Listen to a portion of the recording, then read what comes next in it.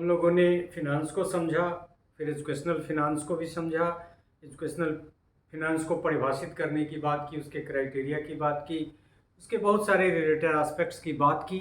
और यदि उस सब से हम लोग निकालें तो बहुत सारी कैरेक्टरिस्टिक्स हम एजुकेशनल फिनांस की कर सकते हैं। मतलब यदि हम इसकी चर्चा नहीं भी करें तो उन चर्चाओं के आधार पे बहुत सारी एजुकेशनल कैरेक्टरिस्टिक्स एजुकेशनल फिनांस की हम कर सकते हैं। So we shall be talking on the characteristics of educational finance. Number one, educational finance is the study of finance for educational purposes. So simple, मतलब शैक्षिक उद्देश्यों को या शैक्षिक कारणों के लिए जो हम लोग एजुकेशनल फिनांस करते हैं वो शैक्षिक फिनांस है। Educational finance helps to attain educational goals and learning objectives by allocating fund accordingly.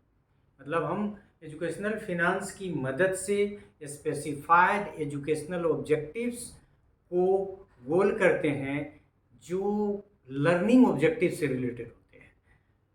Next, educational finance is a science that helps to allocate funds by considering all the related factors. It uses scientific process. एक तो एक ये scientific process को ही use करता है।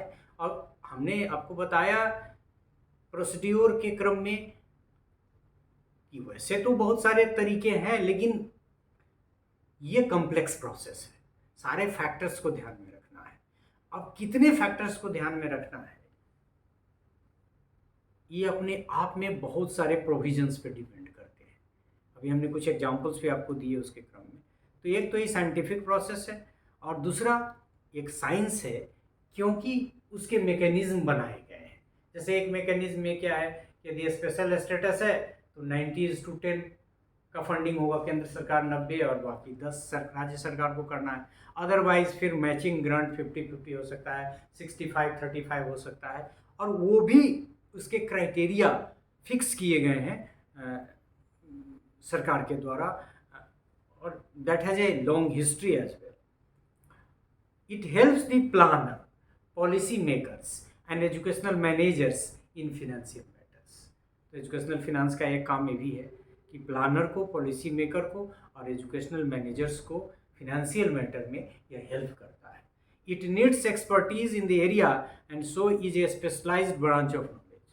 ये specialised branch of knowledge है और इसमें जो काम करते हैं, और हमने शुरू में आपको कहा भी कि वित्त सचिव, और सबसे बड़ी बात है कि जो इस देश में इकोनॉमिस्ट हैं, सरकार सबकी मदद लेती है और कुछ इकोनॉमिस्ट उनके कोर डिसीजंस मेकिंग के हिस्से होते हैं जो सरकार को सजेस्ट करते हैं, क्योंकि सरकार के सब आदमी को वित्त की उतनी समझ कहाँ से हो, तो उन लोगों की मदद से वो आगे काम को ले जाते हैं।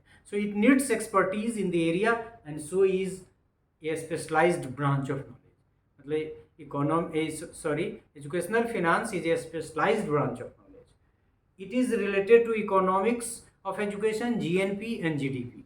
इकोनॉमिक्स ऑफ एजुकेशन को हम लोग पढ़ चुके हैं, जीडीपी की अभी हमने चर्चा की, उसी से रिलेटेड जीएनपी भी है। तो उस सब से संबंधित होता है ये educational finance. It helps to monitor the educational benefits in relation to cost and expenditure.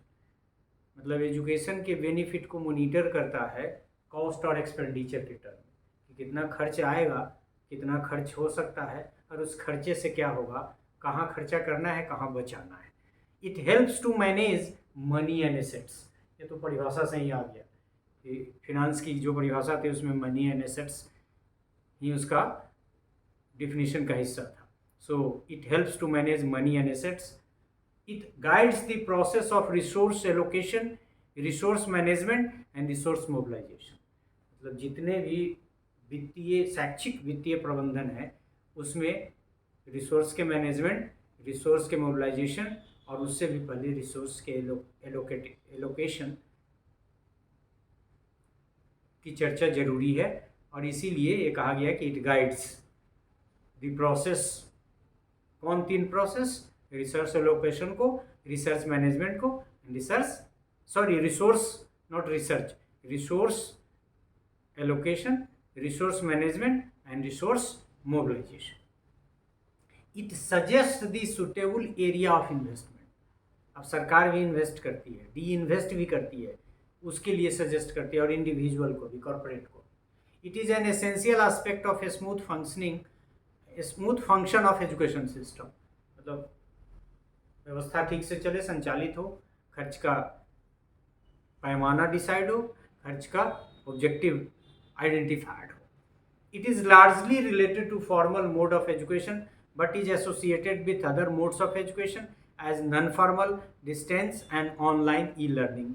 और ई लर्निंग वगैरह पे ज़्यादा कोविड के क्रम में बहुत चर्चा हुई थी, क्योंकि फॉर्मल एजुकेशन तो ठप हो गया था. लेकिन सरकार का खास के जो पब्लिक इन्वेस्टमेंट है या पब्लिक मनी है, उस मुख्य रूप से फोकस्ड है फॉर्मल मोड पे. It deals with both types of resources, human and non human, जिसमें इंफ्रास्ट्रक्चर या फिजिकल मैनेजमेंट है, और दूसरा teacher, supporting staff, experts and like that. It deals with different aspects of education in finance. शिक्षा से संबंधित किसी भी एस्पेक्ट के, फिनेंशियल एस्पेक्ट से रिलेटेड चीज़ों की बातें करता है, स्टडी करता है. It is a process of distribution of financial resources on the basis of guidelines और प्रिंसिपल्स.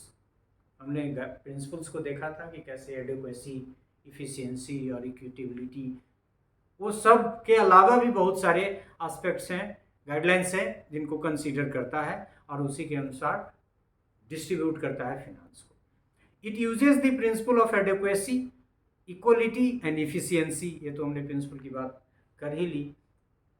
तो इस तरह से एक तो हमने आपको बताया कि जो कैरेक्टरिस्टिक्स ऑफ एजुकेशनल फिनांस है, बहुत सारी परिभाषाएं, बहुत सारे इसके टाइप्स, बहुत सारे इसके जो क्राइटेरिया, उस सब से बहुत सारी चीज़ें निकल के आ सकती है. और यहाँ फिर हम लोगों ने कुछ बातें की, और मुख्य रूप से ये जाना कि शिक्षा से संबंधित जितने भी प्रकार के वित्तीय प्रबंधन हैं, सब इसके कैरेक्टरिस्टिक्स के परव्यू में आता है.